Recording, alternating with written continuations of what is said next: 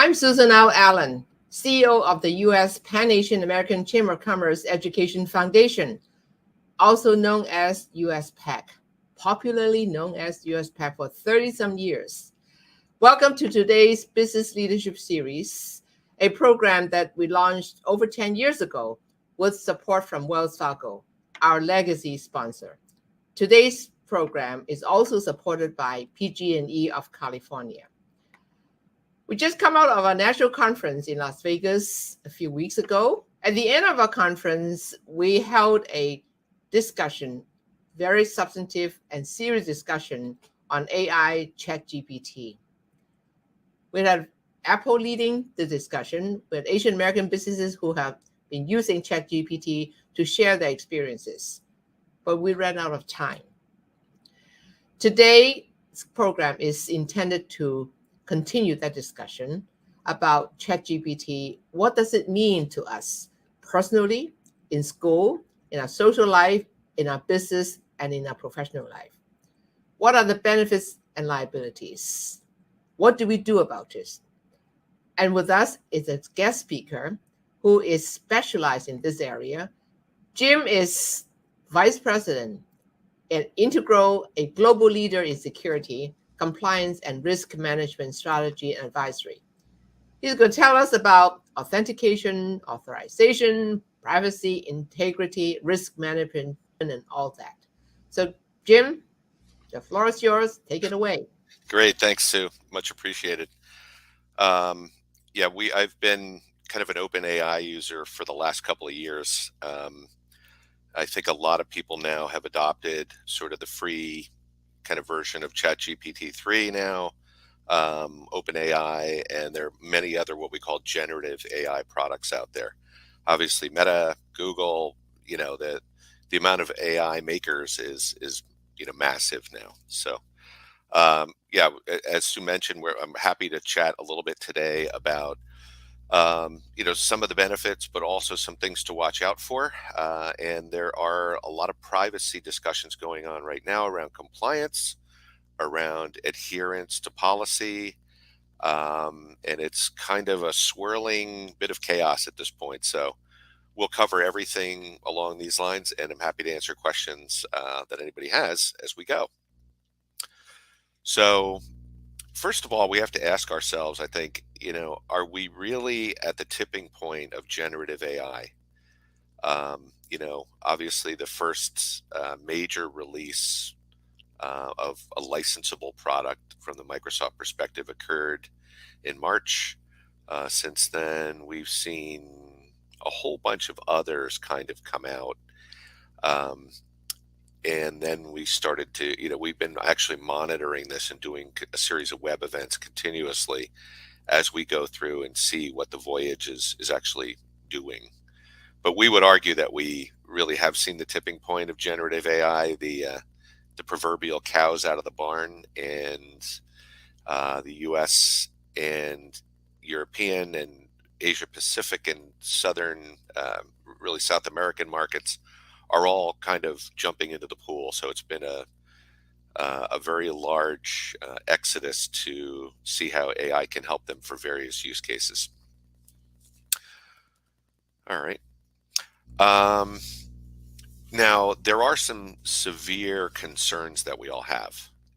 And some folks have been saying, this is from Tristan Harris, who's co-founder and executive director for the Center for Humane Technology.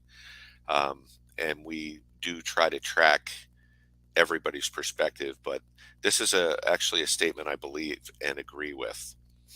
This year, all content-based verification breaks. So we're going to talk a little more about, as we go through this, what's working now, what we see as a supreme challenge from a security or compliance perspective along the way.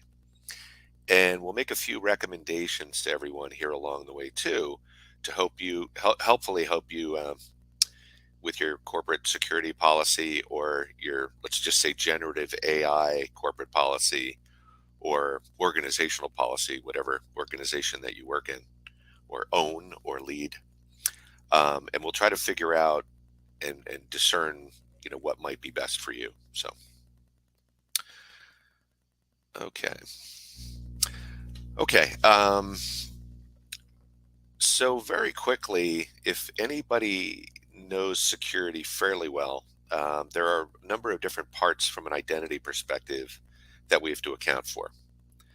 So most organizations will use an identity store like Active Directory, or if they have mainframe computers or Unix or Linux computers that have identity stores with what we call attributes. These attributes are information about a specific user contained in the repository.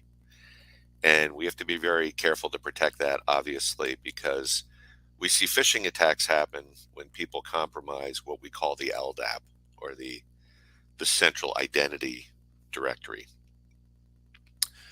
What's crucial to that also is authentication, how people log in to different devices, different computers, whatever their situation might be, and also authorization. What gives somebody the right, once they've logged in, to kind of get in? So we see authentication and authorization issues already. We encourage all users to use two-factor authentication, or what you might know as multi-factor authentication, which basically, as most people will know, is either generates a token back to your phone app, or some people still use hard tokens. Other people in certain organizations will use facial recognition. They will use fingerprint biometrics. They will use voice response with interactive voice response unit, or what we call a VRU. Or they will use, even in some cases, retinal scans and things, usually for more health related or governmental use cases. So the challenge that we've already seen with authentication and authorization is that we've seen facial spoofing going on out there. If you are a fan of the New York Times, for example, there was a recent article, I think by Susan Tolbert, basically, that talked about her attempt to log in using her voice to her banking app. And she was successfully, they actually used a Chat GPT generated, or actually an OpenAI generated voice response. And with the artificial voice response that was not real, she was able to access her account. So some of these things are pretty eye-opening, and I think you'll find over time that it's something that we really need to consider from a security and policy perspective. So that's kind of issue number one as we talk about the basic tenets of identity here. There are some other risks that we have to really consider. Confidentiality and privacy are critical. And there are a lot of folks now that would argue that their data is really being violated. So, in the essence, none of us were asked whether OpenAI could use our data, right? It just goes out and culls an ocean's worth of data out there around the world. A lot of people and a lot of companies believe that, this is kind of counterintuitive to the GDPR strategy or the privacy rules that we have in the US, California, or Massachusetts, or a number of other places. And the real reason is this because, when data is sensitive, it can be used to identify us, our family members, our locations, and almost all pieces of data are attributable to somebody.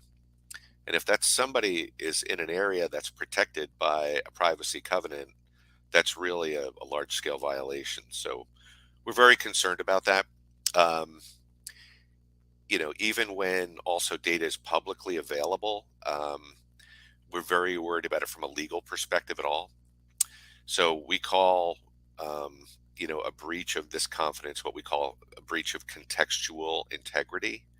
So it's a fundamental principle in legal discussions of privacy, and there are many precedents that have already been set. So, this basically requires that individuals' information is not revealed outside the context of which it was produced, or it can cause an enormous kind of legal storm.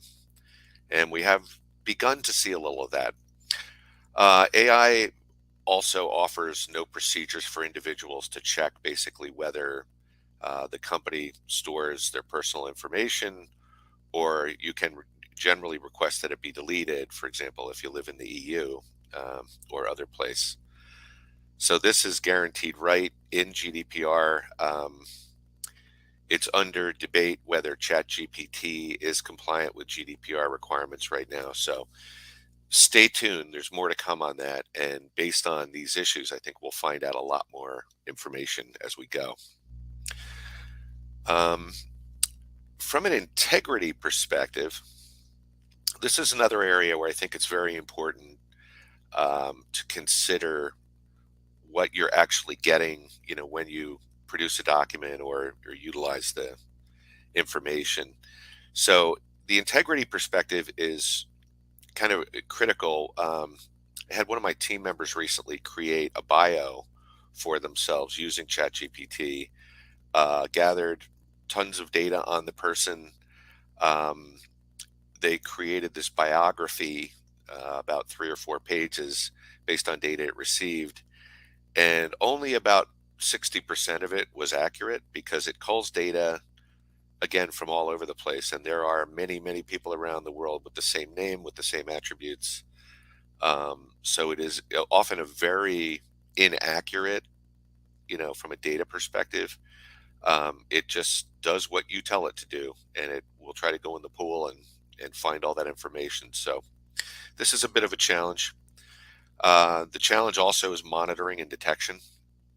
So a lot of organizations, and some of the ones that we work with, are putting and have put already phase 1 of their OpenAI or ChatGPT regulations internally, usually restricting the information to a group, a division, or certain cases, certain work cases that the folks are working on. There are definitely areas that you don't want this to occur. So we've already started to help them develop policy, to kind of keep them safe and ensure that, I guess you can say, their crown jewels are really, important pieces of intellectual property and other issues are dealt with carefully. The other thing that's important is really the education and awareness. A lot of people don't know the power of OpenAI and ChatGPT and other generative AI products. So we have to be very careful with helping them to understand what the relevant impact can really be. We have already seen ChatGPT and really other AI tools create malware very easily once they get kind of off the guide rails, as we say, and are able to use it for purposes that the vendors will try to vet in the beginning, but they're not able to. The other thing is that I already mentioned the 2-factor authentication parts, and some of them are very broken. So that's, as we see it, kind of not going back, right? We see now that AI has left the building, those policies are going to really change, how people have to authenticate and their overall security thinking. And we really promote education and awareness in organizations with regard to all of these issues. So, so we can kind of move on a little bit. Really want to talk about, dig a little bit deeper into some of the issues that I'm discussing right now. So if you're familiar with voice harvesting and its risks, it's probably something to really be considered here. If anybody who hasn't gotten a phone call and heard nobody on the other end, just waiting to hear you say something, I think probably happened to most everyone here. That oftentimes is voice harvesting. So what we're able to do, what used to take about 30 seconds, which now then took about 13 seconds, voices can now be harvested to spoof voice response units and IVRs in about 3 seconds, which means if I pick up the phone and I say, hello, likely that's 3 seconds worth. There's enough information in there to create a voice imprint for me to spoof whatever I'm trying to get into. So this is something that should really be considered as well, and it's a very common practice now. The spam and the breach capabilities of folks now, even to antagonize cell companies and things like that, is very large, and it's a very regular, everyday occurring kind of thing. So, where do we go? How prepared do you think most organizations are today for the impact of generative AI? We find that a lot of people through surveys have kind of taken sort of the first step, but they're trying to see what the potential risks really are. So I would say, given a 0 to 10, most people from a preparation perspective are probably at a 1 or a 2. And they're also waiting to see what the market does and what issues kind of come up along the way. If you work in deep cyber, you've already seen, a lot of issues that have already occurred. We've also been a little bit worried about what happens when these AI companies themselves are hacked, which has happened. So now that we know ChatGPT, we found 101,000, I believe as of the 20th or 21st of June, 2023. The dark web was showing about 101,600 or something like that, unique identities that had been breached from login credential theft, basically. So this is already, we're only a few months in, and already we're seeing the challenge here. So beware. So let's talk a little about the insecurity of AI and why I'm making the point that I am now. So basically, we talked a little about biometrics before as a second factor of authentication. And by the way, we do completely recommend and support the use of two-factor authentication. It will reduce any potential issue by more than 85%. So please do that with whatever you're using.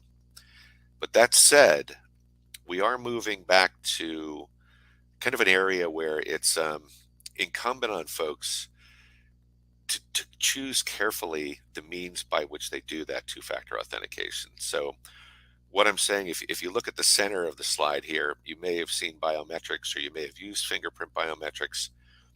That is easily spoofed, but we are seeing cases where almost anything as a two-factor authentication, or what we call something you have, can be at risk.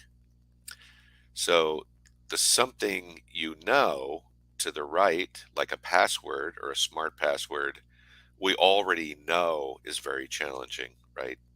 So we try to create passwordless scenarios now, using tools which help us to kind of avoid that humanization process.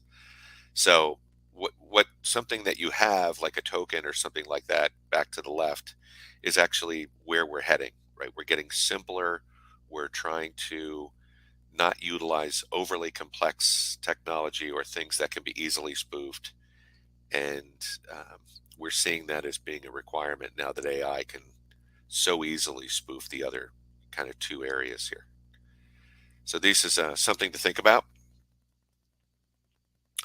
All right. And finally, one of the things that we're trying to do is to give people a little bit of a framework of, regardless of your circumstances, what you're trying to accomplish. There are some things that are simple recommendations that are usually beneficial for a lot of the clients that we work with. We work with nonprofits too. We work with, kind of even supporting law enforcement groups and others. So the first one of those is eliminate known passwords where possible. And certainly desperately try not to reuse that, and teach your constituency not to. Transition to basically zero knowledge passwords. There are tools out there that will auto generate these for you.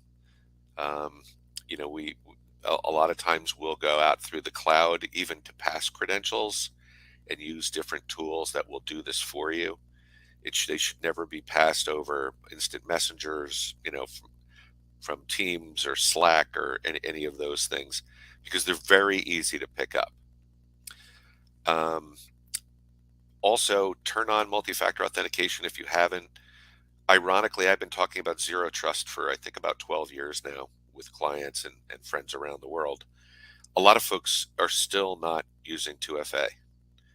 And I don't know how to tell them. And they may have the capability right in front of them or own the assets, but it just takes a little bit of a nudge to say, we're going to reduce our risk by 80% just by doing that. So it's a very good, very good move to make. Also, if you're not continually doing security training and awareness, it's something people really need to do. Phishing awareness campaigns occasionally are good, but you need a more holistic approach to your enterprise to make sure that everybody's adhering to policy. It's really critical. And people don't take it seriously enough until, heaven forbid, a ransomware attack happens or something to them. The other final point I'll make here also is expect to be breached. You will be, likely. It's not necessarily a question of if, but when. It might not be anything bad, but firewalls and a lot of the technology we have, even critical infrastructure organizations in energy and banking and telecommunications and pharmaceuticals and a lot of other areas, have kind of a react approach and have a very resilient kind of second step that they're able to take, knowing that regular defenses are constantly being challenged every day. People are getting, in some cases, millions of DNS attacks, what we call denial of service attacks a day. So it's something that we have to think about. And also because even the third-party applications we're using are getting,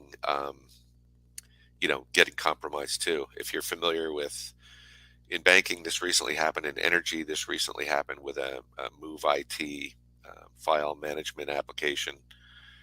You may know about the SolarWinds breach, which was a provider to about, 13,000 organizations. It's sometimes not even incumbent just on a company, but their partners and their vendors too, where things can happen. So these are some quick, immediate, and long-term issues that can be dealt with. And the onus is on each of us to stay vigilant. If you work in an organization that's at all associated with government officials or agencies, anywhere down the line, you can also call on CISA. If you're familiar with that in the United States, they will even do free pen testing with you. A lot of the things that we do as a business, and can oftentimes help, with a little bit of strategy for small business. So this is something that we recommend if you can do that. Okay, at this point, would like to deal with a couple of questions that we normally always deal with. So corporate security policy is something that needs to occur. If you don't have a policy for dealing with generative AI or other issues, you really need to. We help people to develop these, and there's a very strong reason why. If you have questions about whether this affects your compliance posture, you should really examine that and continue to watch as questions and challenges come up. These things are going to end up in legal areas, and we're seeing it happen already. And really, the compliance part is oftentimes tied to the privacy part. So privacy, as we talked about, with issues like general data protection, GDPR, we have the same in some cases in Asia, other parts of the United States. Folks are adopting this at a higher rate of speed to protect the identities of their constituents and citizens. So this is going to be an issue going forward.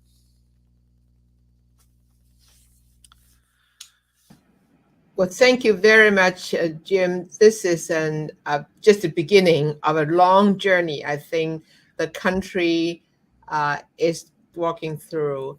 I know some weeks ago I saw the Elon Musk and some other tech leaders were calling for a 6-month moratorium on the development of AI and the utilization.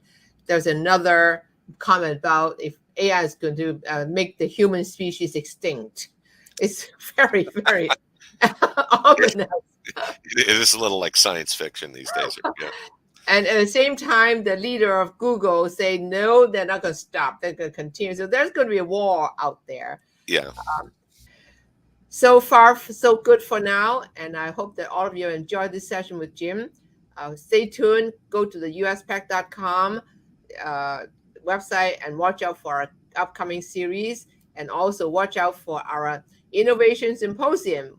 I'm sure this topic will be a hot topic in October, November, when we announce our absolute date. Thank you for joining us. Have a very nice rest of the day.